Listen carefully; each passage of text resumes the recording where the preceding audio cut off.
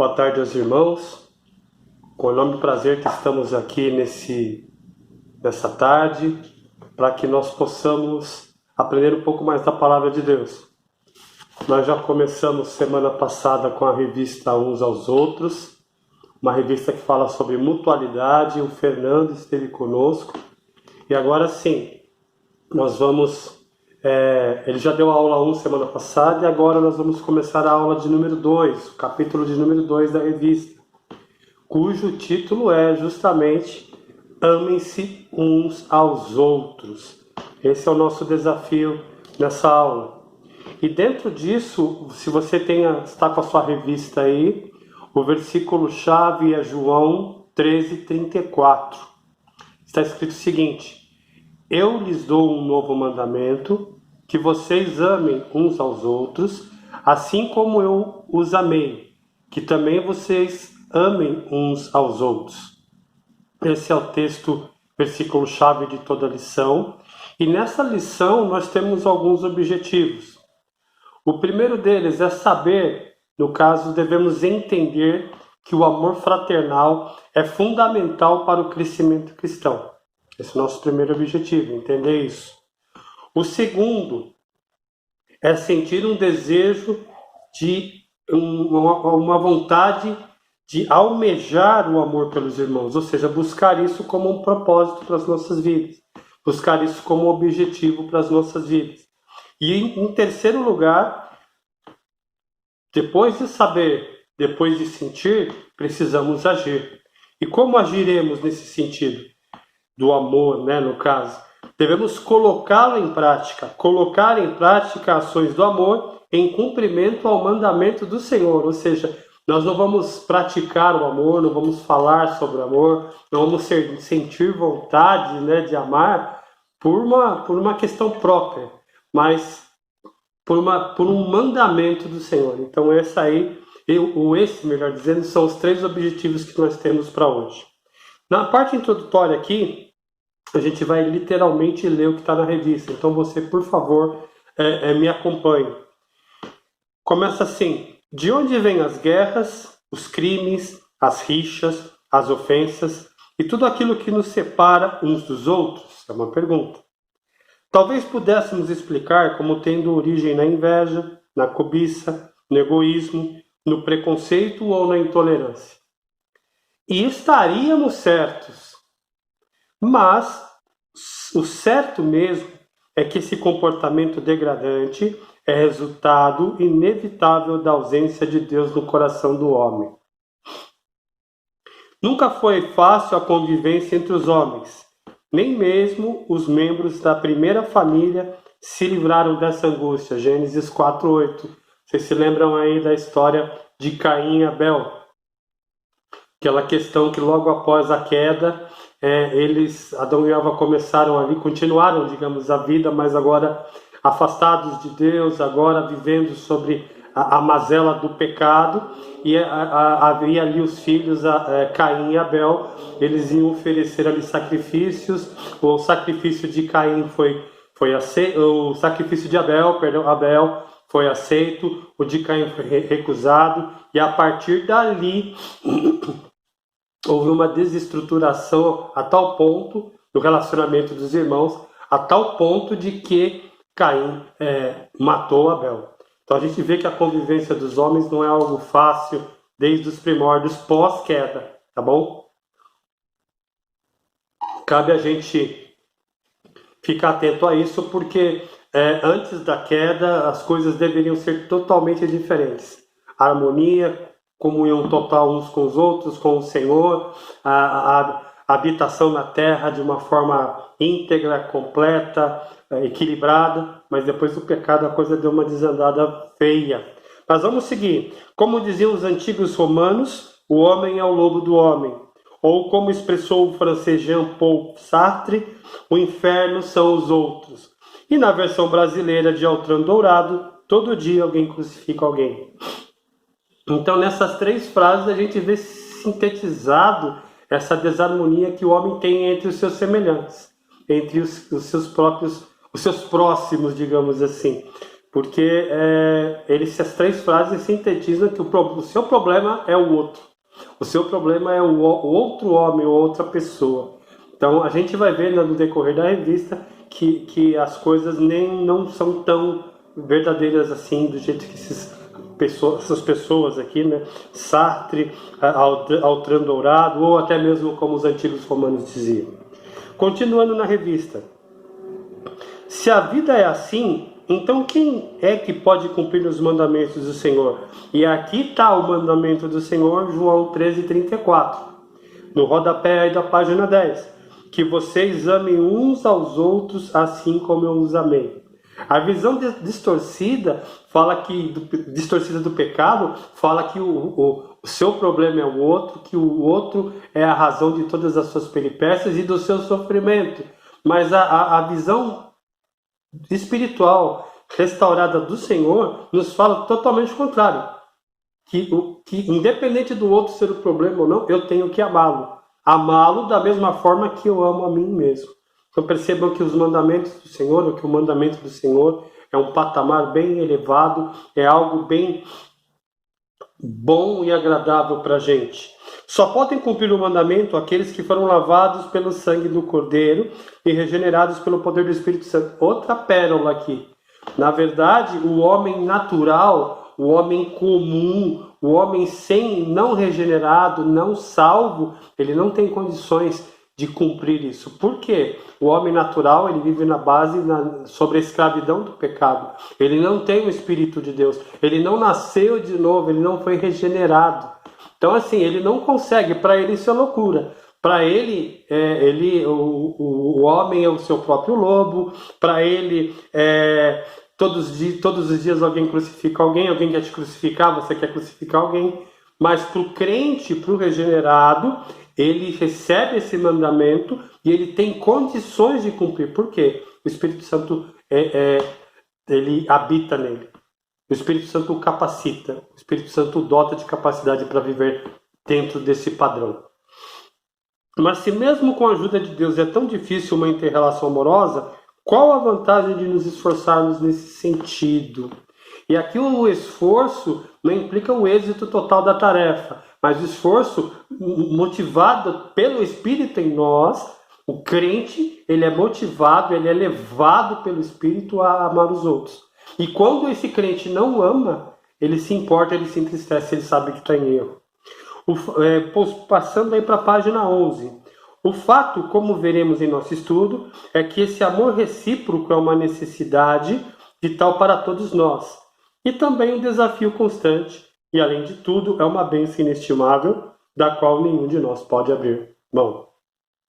Olha só, é uma necessidade, é um desafio e é uma bênção.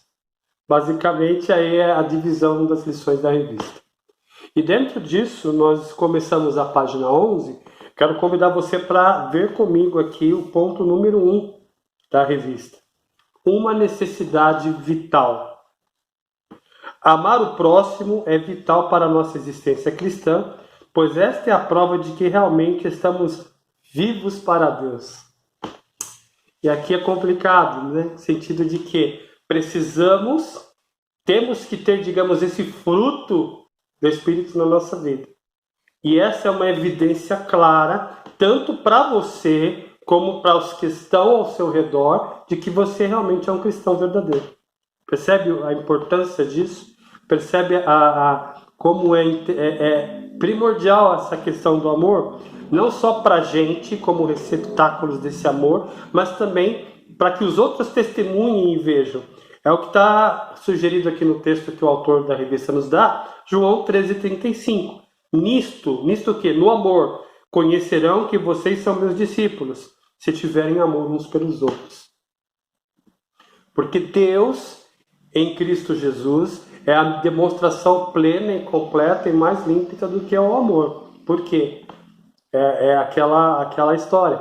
Deus entregou o seu Filho para que morresse numa cruz, fosse um sacrifício, uma oferta agradável, em favor de pecadores.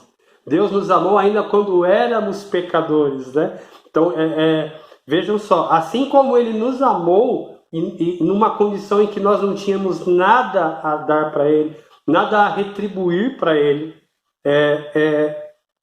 Esse deve ser o padrão do nosso amor. E o texto ainda segue com outro versículo de 1 João 4,8. Quem não ama não conhece a Deus, pois Deus é amor. No sentido aqui de que a essência de Deus, não que a essência de Deus é amor, espírito, mas que Deus é o perfeito padrão do que é ser o amor. Se eu não amo, eu não conheço, eu não estou nem próximo desse perfeito padrão que é o amor, que é ali o próprio Deus. Quando falamos no amor sublime, no amor máximo, puro, a quem nos remetemos? Ao amor romântico, ao amor platônico? Não, nos remetemos ao próprio Deus, Criador de todas as coisas. O autor continua com uma pergunta: mas a quem é que devemos amar? Alguém perguntou isso para Jesus, e o que foi que Jesus lhe disse? Daí tem o texto de Lucas 25, 37.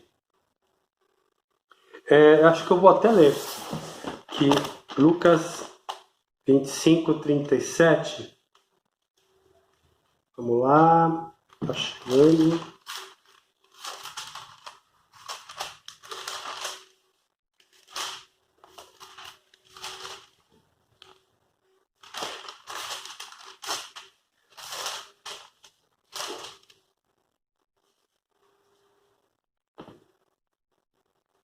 Perdão, é Lucas, eu estou viajando aqui, desculpa.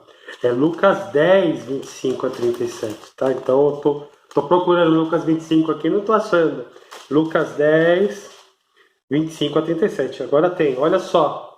Então se levantou certo doutor da lei, e para colocá-lo à prova disse: Mestre, que devo fazer para ter a vida eterna? Jesus lhe perguntou: o que está escrito na lei? Como a lês? Ele respondeu: amarás o Senhor teu Deus de todo o coração, com toda a alma, com todas as forças e com todo o entendimento, e o próximo como a ti mesmo. Disse-lhe Jesus: respondeste bem, faze isso e viverá. Ele, porém, querendo justificar-se, perguntou a Jesus: e quem é meu próximo? É a pergunta aqui da revista. E Jesus lhe respondeu, aí ele vem com uma parábola, né? Um homem descia de Jerusalém para Jericó e caiu na mão de assaltantes que o roubaram, e depois de espancá-lo foram embora, deixando-o quase morto. Por acaso, um sacerdote descia pelo mesmo caminho e, vendo-o, passou longe. De igual modo, também um levita chegou àquele lugar e, quando o viu, passou longe. Mas um samaritano que ia de viagem aproximou-se e, vendo-o, encheu-se de compaixão. E chegou perto dele, enfaixou suas feridas, aplicando-lhe azeite e vinho, e pondo-o sobre sua própria montaria, o levou para uma hospedaria e cuidou dele. No dia seguinte, pegou 2 denários, entregou-os ao hospedeiro e disse: Cuida dele, quando voltar, te pagarei tudo o que gastares a mais. Qual desses 3 te parece ter sido o próximo que caiu na mão dos assaltantes? O doutor da lei respondeu: aquele que teve misericórdia dele. Então, Jesus lhes disse: vai e faz o mesmo. Ou seja, a parábola do bom samaritano, ele explicando de forma bem rápida, né? A pessoa, ela cai, né? O homem cai na mão de assaltantes, ele é espancado, deixado à margem da cidade, passa um sacerdote, que é representante da lei, representante da Torá, aquele que deveria, né, a grosso modo, né, ter um padrão, um exemplo alto, passou batido. Passa um levita, aquele que trabalha no templo, aquele que é o cara do louvor, da adoração, que cuida das coisas do templo, passa batido. Quem ajuda esse homem é o samaritano. E qual a chave aqui?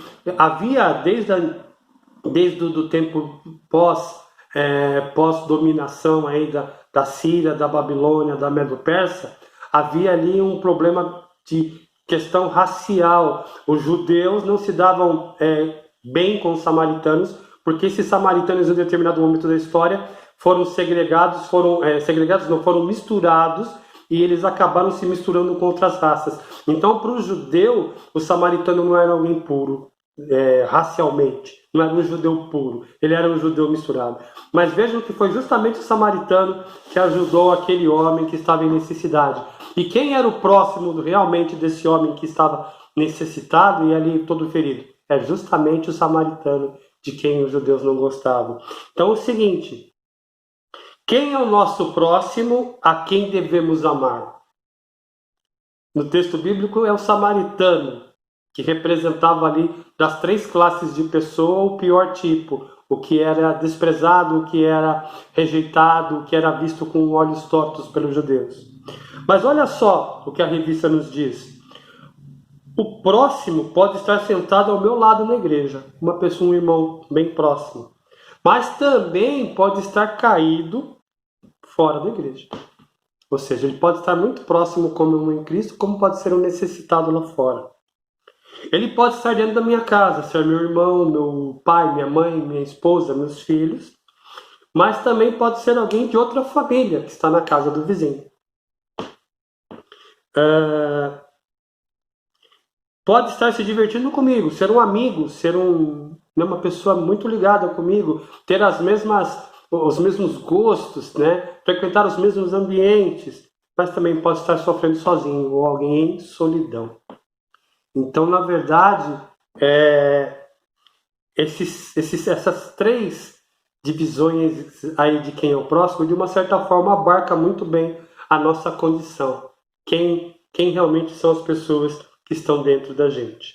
Nesse ponto necessidade vital, a gente já viu quem pode ser o nosso próximo. Pense aí, pense com você, quem realmente é o seu próximo. Ou às vezes as pessoas estão próximas, mas você não está percebendo. E tem um segundo problema aqui, uma segunda pergunta, na verdade. O problema do preconceito, ou o que é preconceito. Uma palavra que a gente escuta muito, né? Em debates inflamados, em matérias inflamadas, com pessoas inflamadas, mas a gente vai ver um pouquinho desse preconceito dentro de um ambiente cristão, dentro de um ambiente em que cristão. Olha só o que nos diz. O problema do preconceito. O preconceito mata os relacionamentos. Esse mal se faz presente também entre nós e de várias maneiras. Como que o preconceito se faz presente entre nós de várias maneiras? Primeiro, em nossos critérios de avaliação. Quando a gente faz distinção entre quem é feio e bonito, a gente faz distinção entre rico e pobre, entre branco e negro, entre nós de várias maneiras. Ou seja, a gente faz distinções entre essas classes de pessoas de várias maneiras. Será que isso tem dentro das igrejas? Fica uma pergunta para você se fazer. Ainda, uma outra maneira de demonstrar preconceito por alguém é em relação ao rótulo que a gente coloca nas pessoas, né? Por exemplo, em relação à sua origem. Ela é nortista, ela é da roça, então caipira. Ela é do estrangeiro, bolivianos, chilenos, paraguaios aqui no Brasil tem muito. Sobre a cor, sobre o negro, por exemplo, índios, pessoas preconceitos em relação à idade, coroas, pessoas mais velhas. Sempre nas igrejas tem aquela questão da distinção um pouquinho. Os jovens ficam numa patota, numa panela, né? O pessoal mais de idade fica em outra, eles ficam separados. Não que não possa ter os grupos de interesse, digamos assim, para não falar panela, mas sempre que possível eles devem interagir entre eles. Então, assim, de repente os adolescentes, de alguma forma, prestarem algum tipo de serviço, de ajuda para o pessoal mais velho, os mais velhos, de repente, serem apoio em alguma atividade para adolescentes, por exemplo. Então, mas não pode ficar os 2 grupos isolados. Um exemplo dentro de igrejas, né? Tradicionais, renovados e agora reformados também. Muitas vezes nós, reformados, temos aquela época da jaula, né? Então, a gente não consegue se relacionar com as outras denominações. Então, muitas vezes a gente já chega batendo, já chega criticando, já chega... Então, muitas vezes isso também é uma forma de a gente demonstrar um certo preconceito. Em nossas brincadeiras de mau gosto, e isso entre irmãos não deveria ter brincadeiras de mau gosto. Se alguém é um pouco obeso, chama ele de barrigudo, de gordo, de baleia. Se ele é magricela, mesma coisa, pode virar tripa, entre tantos outros apelidos. Careca, usa óculos, então eu já tenho aí pelo menos 2 quesitos. Eu sou careca e uso óculos, então é ruim ser rotulado por essas coisas, né? Vesgo, pessoas que têm estrabismo, serem rotuladas por isso. Pessoas que têm algum tipo de problema na arcada dentária, né? Questão do cabelo, questão de um problema na fala, né? Ser gago, que por aí vai. Ou seja, meus irmãos, esses tipos de coisa, esses tipos de manifestação de preconceito dentro da igreja, elas não devem existir. E se existem, devem ser corrigidas. Por quê? Olha só na aplicação. O preconceito separa as pessoas, né? E o que a gente viu aqui em João 13:34, eu tenho que amar os outros assim como eu me amo. Na aplicação está escrito o seguinte, olha, o preconceito separa as pessoas, o amor as aproxima. O preconceito cria cisões, o amor reconcilia. Então todo tipo de preconceito, dessas coisas que a gente viu aqui, de formas que o preconceito se manifesta dentro da igreja, quer por cor, por origem, por raça, quer por disposição física, quer por algum tipo de problema de saúde, isso não deve existir. Todos são irmãos em Cristo Jesus. Todos são dignos. Todos devem ser tratados com respeito e com amor que a palavra do próprio Deus nos ordena, tá bom? Ainda seguindo na aplicação. O preconceito fere, o amor cura. Perceba como o preconceito é prejudicial. Ele separa, ele fere, ele cria cisões. O amor é totalmente o oposto do preconceito. Nós recebemos o ministério da reconciliação, segundo Coríntios 5:18. Estamos aqui como agentes de reconciliação do próprio Senhor Deus que nos reconciliou através de Cristo Jesus. E não para criar cisão, não para separar, não para dividir. Para derrubarmos por meio do amor recíproco todo e qualquer preconceito. Aí tem mais um texto de Gálatas 3:28. Assim sendo, não pode haver judeu nem grego, nem escravo nem liberto, nem homem nem mulher, porque todos vocês são um em Cristo Jesus. Essa é a cerne da igreja. Várias pessoas de várias identidades, de várias origens, formações, criações, educações. Mas no corpo de Cristo, todas elas são um. São aí um em Cristo Jesus, conforme Gálatas 3:28. Um segundo ponto da nossa lição. Nós vimos o primeiro ponto, uma necessidade vital, a necessidade de amarmos aos outros, ao próximo. Agora nós vemos aí a questão de um desafio constante. Vou ler literalmente o texto da revista. Além do amor recíproco ser vital, de vital importância para nós, os cristãos, sua manifestação ou ausência acaba se transformando num desafio constante. Ao pensarmos na vida daqueles que sofrem com a indiferença do mundo moderno, eles estão à busca de ajuda, de apoio, de relacionamentos fraternais, de amizades sinceras, saudáveis, equilibradas e discretas. Mas, se forem numa igreja onde o amor recíproco não é constantemente ensinado, motivado e expressado, correm o risco de encontrar um ambiente de solidão, indiferença, hipocrisia, egoísmo, intolerância, aspereza, inveja, amargura, maledicência e coisas ainda piores que as que estão acostumados. Ou seja, meu irmão, se dentro da igreja uma pessoa se sente solitária, se ela sofre indiferença por qualquer tipo de motivo por parte dos outros irmãos, se ela vê um ambiente de egoísmo, de intolerância, o que isso significa? Lembre-se lá que o amor, nós amarmos, demonstrarmos o amor, é uma prova de vida, né? Isso se aplica de uma mesma forma na igreja. Se a igreja ela não ama, não demonstra o amor, não se esforça, não pede, não prega sobre isso, dá para se considerar muito a questão de que se ela é uma igreja viva, se ela está viva ou morta. Entendeu? As pessoas lá fora estão acostumadas com esse padrão de indiferença, de hipocrisia, de amargura, de maledicência.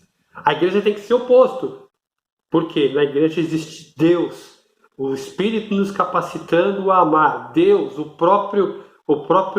amor digamos, em pessoa, né? Não que a essência de Deus seja o amor, mas o amor completo, pleno no seu Santo Espírito. Então, na igreja tem que ser totalmente o oposto do que lá fora. Quando não é, alguma coisa está errada. Seguindo a revista, Jesus fez desse mandamento um desafio para a sua igreja, a fim de que possamos ser beneficiados e ao mesmo tempo manifestarmos publicamente a nossa fé. Ele disse: nisto conhecerão que vocês são meus discípulos, se tiverem amor uns pelos outros. Tendo amor uns pelos outros, nós somos reconhecidos como discípulos. Nessa página tem duas aplicações. A primeira: somos frutos do amor e feitos para amar. Solidão e egoísmo não fazem parte dessa nova natureza que recebemos do Pai, pois nenhum de nós vive para si mesmo, nem morre para si. Romanos 14, 7. Se recebemos a capacidade de amar, foi para que amemos uns aos outros, e esse é o nosso desafio e a nossa vocação. Devemos amar ao próximo, devemos amar aos outros, aos irmãos, aos que não são irmãos, ao nosso amigo, ao nosso inimigo. O bom perfume do amor fraterno deve extravasar em toda a sua essência para fora da igreja, a fim de cativar com seu aroma suave aqueles que vivem neste mundo. Somente quando a sociedade inala a fragrância das palavras, dos gestos e das atitudes responsáveis que nos levam a cuidar uns dos outros com amor fraternal, é que reconhece a presença transformadora de Deus em nossa vida. E aí tem um texto aqui de 2 Coríntios 2,15. Porque nós somos para com Deus o bom perfume de Cristo, tanto entre os que estão sendo salvos, como entre os que estão se perdendo. Ou seja, esse mundo é fétido, é mau, é pervertido, é afastado de Deus, mas nós somos o bom aroma, somos uma representação, digamos assim, das boas novas, somos embaixadores de Deus. E em que sentido? Proclamando a palavra? Ok, mas também vivenciando a palavra. E uma das formas de sermos reconhecidos como os discípulos de Cristo, como servos de Deus, não é andarmos de terno e gravata com a Bíblia embaixo do braço, não, é demonstrarmos o amor. Quer para com os próximos, quer para com os não tão próximos. E aí vem uma segunda aplicação. A pessoa que participa do culto com você, seja ela membro da igreja ou visitante, é o desafio que Deus traz para a sua vida. Suas atitudes se transformarão em pedra viva ou pedra de tropeço. Trarão edificação ou ruína. Servirão como inspiração ou desestímulo. Mas, acima de tudo, suas atitudes trarão bênção ou condenação para você mesmo. Ou seja, perceba aqui que quando a gente recebe as pessoas, o quanto o recebimento com um sorriso, com um cumprimento, com uma saudação é importante. Eu me lembro até hoje a primeira vez que eu fui voluntariamente, sozinho, né, numa igreja, como eu tinha em torno de 12, 13 anos, como os jovens me receberam e como aquilo marcou minha vida. Como aquilo foi importante para mim. Então, assim, quando nós estamos em nossa igreja, devemos demonstrar amor para aqueles que estão próximos. E quando chega alguém de fora, devemos também, de alguma forma, de uma forma educada, de uma forma calorosa, por que não dizer, demonstrar esse amor. Fazer com que a pessoa perceba que aquele ambiente ali é diferente de qualquer outro tipo de ambiente que ela frequenta ou que ela vá. Ali é a casa do nosso Deus, é a casa do Senhor, do Deus vivo, do Deus que que nos amou e que ama ela também. Fica aí o nosso desafio, fica aí a nossa tarefa.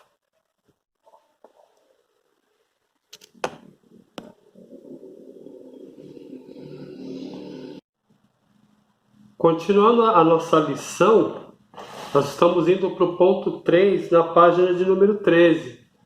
E até aqui a gente viu que o amor é uma necessidade vital, é importante que nós amemos, é importante termos essa característica como cristãos, porque demonstramos assim que somos filhos de Deus. Dentro disso, nós vemos que essa questão do amor é um desafio constante, precisa ser exercitado, demonstrado a todo momento, porque as pessoas no mundo estão carentes, precisam de um exemplo, precisam de algo que aponte ela para fora daquela realidade que ela vive. Então, muitas vezes aqui somos como cartas abertas, o bom perfume de Deus nesse mundo. Então, isso é importante.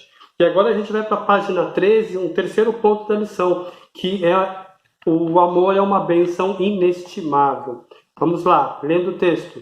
A ordenança de Jesus e dos apóstolos, amem uns aos outros, além de ser vital à nossa saúde espiritual e de se mostrar um desafio constante para a igreja a qual servimos, é um mandamento abençoado que traz muitos benefícios para a vida daqueles que o praticam. Certamente, nada expressa mais vivamente essa bênção do que a figura bíblica do corpo de Cristo, a igreja. Tem aqui o texto de Romanos 12, 5. Assim também nós, embora sejamos muitos, somos um só corpo por estarmos unidos com Cristo. E todos estamos unidos uns com os outros como partes diferentes de um corpo. Então você percebe a analogia que o apóstolo Paulo faz aqui da união das pessoas do corpo de Cristo como órgãos, como membros de um corpo. Ao mesmo passo que os membros estão unidos com o corpo, todos unidos, interligados, formando, digamos assim, um corpo, eles também estão unidos uns com os outros, né? Estão unidos entre eles. Da forma que, por exemplo, levando essa analogia do corpo humano, se o meu pulmão apresenta algum problema, não é só o pulmão que morre, né? Todas as outras partes do corpo irão sentir e, no último caso, o próprio corpo morre, entendeu? Quando você machuca o dedinho mindinho do seu pé, a dor ela irradia para o pé e muitas vezes até para a parte da perna. Você sente, todo o corpo fica de alguma forma sentido por causa da dor no mindinho do dedo do pé, que é algo pequenininho. Então vejamos, seguindo a revista, o amor recíproco nos estimula a viver uns em favor dos outros, assim como na figura do corpo, em que um membro sempre age no propósito de beneficiar os demais. Deus coordenou o corpo para que não haja divisão no corpo, mas para que os membros cooperem com igual cuidado em favor uns dos outros. Ora, vocês são o corpo de Cristo e individualmente membros desse corpo. Aqui outro texto de Paulo, 1 Coríntios 12, do 12 ao 27. Percebam aí que na questão do corpo, do funcionamento do corpo, existe cooperação, existe unidade, existe mutualidade, que é o tema da revista, né? E olha só, quando a gente vê o texto de 1 Coríntios 12, para que não haja divisão no corpo. Ou seja, se tira o coração do seu corpo, o corpo para. Se tira o seu pâncreas, o corpo sofre. Se tira o rins, o corpo para. Ou seja, não pode haver divisão entre os membros do corpo. E a igreja, como sendo o corpo de Cristo, Cristo é o cabeça da igreja, os membros, independente de sua função, independente de sua qualificação, independente de sua formação, não pode haver distinção entre eles no sentido de algo preconceituoso ou pejorativo. Existem as funções diferenciadas, ok, sem problema, mas todos diante de Deus têm valor, porque o valor deles está aqui. O sangue de Cristo verteu por todos eles indistintamente. Ora, o Deus da paciência e da consolação lhes conceda o mesmo modo de pensar de uns para com os outros, segundo Jesus Cristo. Outro texto de Romanos 15, 5. Não façais por contenda ou por vanglória, mas por humildade, cada um considere aos outros superiores a si mesmo. Filipenses 2, 3. E aqui, nesse versículo de Filipenses 2, 3, há algo interessante. A despeito das funções, mas se aquele que tem uma função, digamos, mais elevada, mais nobre, ele não deve se jactanciar ou se orgulhar por causa disso. Pelo contrário, ele deve considerar aquele que, digamos, é um membro um pouco mais tolhido, um membro um pouco mais ali, uma função um pouco mais simples, se é que eu posso dizer isso, ele deve considerar ele superior a ele. Ou seja, diante do... E assim acaba se mantendo o balanceamento do corpo de Cristo. Ninguém, embora as funções sejam diferentes, mas ninguém ali é idolatrado, ninguém é superior ao outro, não. Todos caminhamos a mesma caminhada, somos parceiros, somos amigos de caminho, ou seja, seguindo a Jesus para o céu. Aqui tem uma aplicação. Como posso estar bem comigo e com Deus se fecho os olhos para meu irmão, cujo sofrimento eu bem conheço? Uma pergunta doída, né? Se nós somos omissos ou viramos a cara para o sofrimento do irmão, como que a gente pode estar bem com Deus? O amor que se manifesta em meu coração, esse amor puro e verdadeiro, derramado do céu sobre minha vida, deve eliminar todo o individualismo e egoísmo. Somos um povo, não um indivíduo. Não somos um exército de um homem só, que nem lá a música dos Engenheiros do Havaí, para o pessoal mais velho que conhece. Não somos o exército de um homem só. O individualismo tem o seu limite dentro do corpo de Cristo. Muito menos egoísta, a fim de que o meu testemunho glorifique o santo nome de Deus. Então percebam que a lição nos convida a reavaliarmos o nosso papel dentro da igreja, reavaliarmos o valor da igreja, ainda mais em tempos como nós vivemos de pandemia, tempos em que dá saudade de participar de um culto, dá saudade de estar com os irmãos. Essa pandemia, se a gente pode olhar um pouco o lado cheio do copo, é isso. Para a igreja reavaliar-se, reavaliar a importância do culto, da comunhão, do estar junto, né? E olha só, a lição a partir de agora, ela nos mostra algumas formas práticas de demonstrar esse amor fraternal, esse amor pelos irmãos e pelo próximo. Final aí da página 13. Como que a gente pode fazer isso? Agindo com generosidade. O texto está aí para você ler, você já deve ter lido, 2 Coríntios 9:11. Ele fará com que vocês sejam sempre ricos, que possam dar com generosidade. Um segundo ponto, socorrendo e servindo o próximo. Ajudem a suprir as necessidades dos santos. Pratiquem a hospitalidade. Trazendo encorajamento, 2 Coríntios 1:4. É Ele que nos consola em toda a nossa tribulação, para que pela consolação que nós mesmos recebemos de Deus, possamos consolar os que estiverem em qualquer espécie de tribulação. Percebe? Essas 3 primeiras práticas do amor ao próximo consistem na generosidade, no socorro, na voluntariedade, né? E também, ainda que a gente não possa de uma maneira mais efetiva ajudar alguém, mas muitas vezes trazendo encorajamento, como palavras. Virando para a página 14, o item 4, procedendo com benignidade, Efésios 4:32. Pelo contrário, sejam bondosos e compassivos uns para com os outros, perdoando uns aos outros como também Cristo vos perdoou. Olha só, a maneira de ser benigno é exercitar o perdão. Porque devemos exercitar o perdão e sermos benignos porque Deus o fez primeiro. Lembre-se que Deus é ali o amor em sua forma mais pura, completa, íntegra. Ele fez isso primeiro conosco, ainda quando éramos pecadores por meio de Cristo Jesus. Sendo prestativos, estando atentos às necessidades do próximo, estando atentos aí a possibilidades de servir, de ajudar uns aos outros. Demonstrando sensibilidade. Alegrem-se com os que se alegram e chorem com os que choram. Ou seja, na hora da festa está tudo bem, na hora da dificuldade eu sumo. Não é isso. E por último, dando bons conselhos. Instruam e aconselhem-se mutuamente em sabedoria, né? Quantas vezes uma boa palavra, um conselho, algo muito bom nos ajudou, nos livrou de enroscos, nos abriu os olhos para algumas coisas que estavam acontecendo na nossa vida. Precisamos nos exercitar em aconselhar e receber conselhos.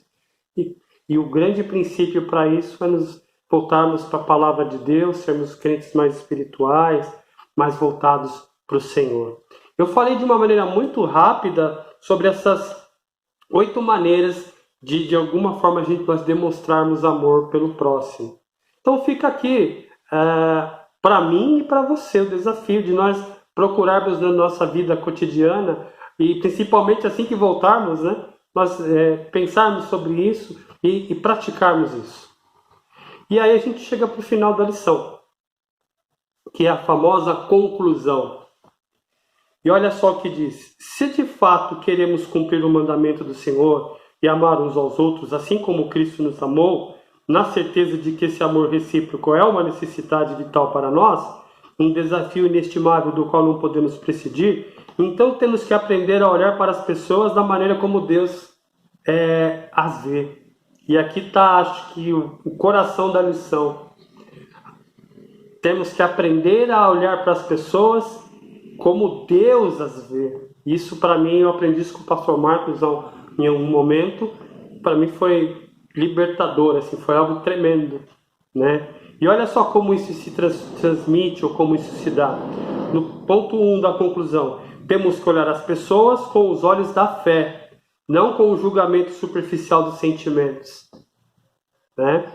Porque o Senhor não vê como o ser humano vê. O ser humano vê o exterior, porém Deus vê o coração.